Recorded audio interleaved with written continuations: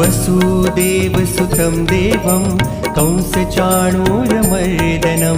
देवकी परमानन्दं श्रीकृष्णं वन्दे जगद्गुरुम्